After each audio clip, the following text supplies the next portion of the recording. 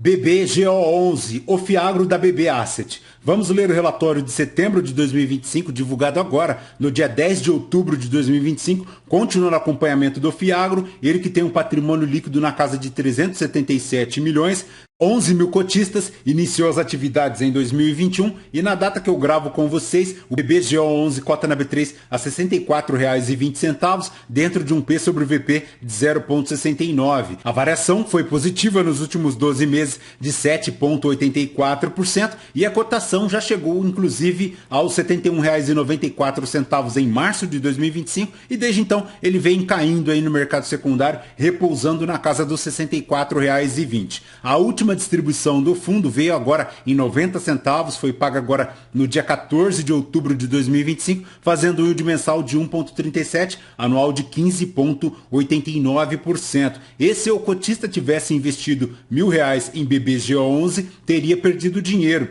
R$ 927,30, tudo isso já considerando o reinvestimento dos dividendos no período de 2 anos. Conforme vemos aqui no gráfico do Investidor 10, o BBGO11 não consegue superar as linhas do IPCA, não consegue superar o IFIX, tampouco supera o CDI, retornando no período negativo de 7,27%, enquanto o CDI retornou 25,25%, o IPCA 9,56% e o IFIX 12,75%, então ponto de extrema atenção para a rentabilidade aí do BBGO11. Mas, voltando aqui para o relatório gerencial, a gestão comenta que em relação às movimentações, a rentabilidade do fundo para agosto foi de 1,33% ao mês, tudo isso porque ele distribuiu 90 centavos por cota, fazendo um yield mensal de 1,39%, 119% do CDI sobre a cota a mercado. Em relação à carteira, 59,5% do patrimônio líquido alocado em emissões indexadas ao CDI, enquanto no IPCA ele tem 25,62%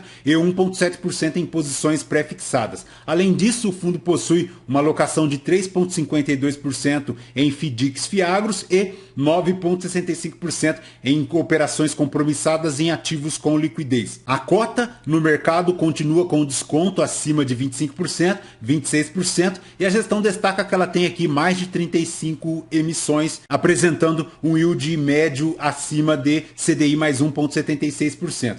No mês, ela adquiriu 2 operações de CRAs. A primeira é pela LAR Cooperativa, equivalente a 106% do CDI. A segunda também para a LAR Cooperativa, já numa operação pré-fixada de 14,55%, vencendo em 2032 esta última e a primeira vencendo em 2030. Em relação ao regime de distribuição, é aquilo que nós já conhecemos, ele opera hoje no regime competência e na alocação ele tem hoje 25,62% indexado ao IPCA, 48,88% ao CDI, 14,15% em CDI, 1,7% em pré-fixado e 9,65% em operação compromissada, como comentamos. Em relação à carteira, aquela operação da LAR Cooperativa, como verificamos aqui, aproximadamente 15 milhões, vencendo lá em 2032 e 2030. Ponto de atenção também é a Fiagril, porque o fundo tem aqui na casa de 5 milhões. A Fiagril que se encontra em uma situação um pouco embaraçosa de recuperação judicial e não recuperação judicial. Houve uma reestruturação financeira da cooperativa, então ponto de extrema atenção. Também ponto de atenção é a questão da Lavoro, que se encontra aí em recuperação judicial, salvo engano, é um montante considerável para a Lavoro, na casa de 2 bilhões, se não me engano.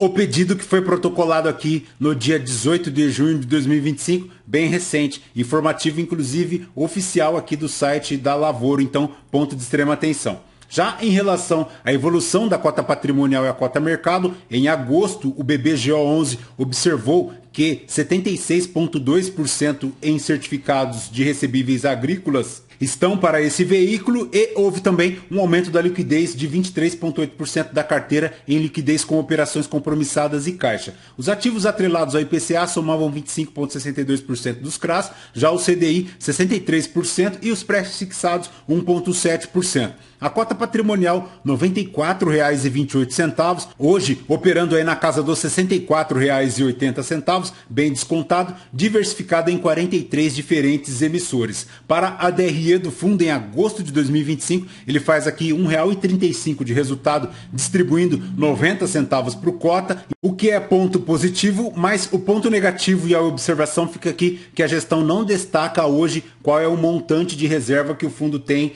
para distribuir. Então, ponto de extrema atenção. E fica aquela questão, será que ele volta a distribuir aqui aquela margem extra? Lembrando que em 2024 o cenário era diferente, conforme vemos aqui no histórico, ele não vinha distribuindo praticamente nada e distribuiu R$ 2,28 em dezembro de 2024. Tomara que ele consiga realizar uma distribuição extraordinária agora em dezembro de 2025, quem sabe, é um cenário possível. Com isso, o desconto hoje do fundo no mercado secundário fica aí na casa de 30%, 31,27 para negociação, e em relação ao dividend yield faz 1,39, equivalente a uma rentabilidade gross up de 140% do CDI, que rendeu 1,16%. Na carteira ele segue lá na casa de 1,39 de dividend yield mensal. E em relação à cultura, não perderemos muito tempo aqui, bem extenso, é aquilo que nós já sabemos, tem a questão do tarifaço, que é ponto de atenção também, a questão das safras aí de milho, também de cana-de-açúcar, já o início, quem sabe aí, da safra 26, ponto de atenção, e também a questão do café, muita exportação aí para o mercado externo brasileiro. Perfeito, pessoal? DBBGO11 é basicamente isso, bora ficar atento aí à carteira dele, principalmente a questão da lavoura e também da Fiagril, que se encontra em situações aí um pouco embaraçosas, provavelmente questões estas que estão impactando o fundo no mercado secundário, jogando ele na casa de 30% de desconto. Perfeito? Voltamos então com vocês no próximo vídeo. Fraterno abraço a todos, até mais.